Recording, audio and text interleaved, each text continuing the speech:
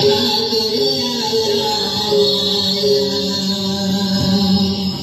लोग अपनी जमीन के लिए कोर्ट कचहरी बाबू साहब के चक्कर में बहुत पैसा फूक दिए, बाकी कोनो फायदा नहीं हुआ।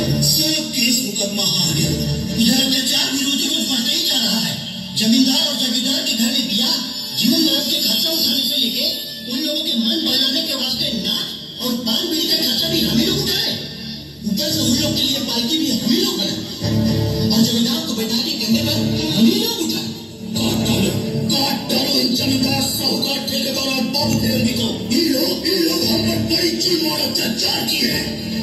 तो फिर कौन हमें बचाएगा, जो हमारे देश की लड़ाई लड़कर हमें इस अत्याचार से बचाएगा? कौन आएगा? कौन?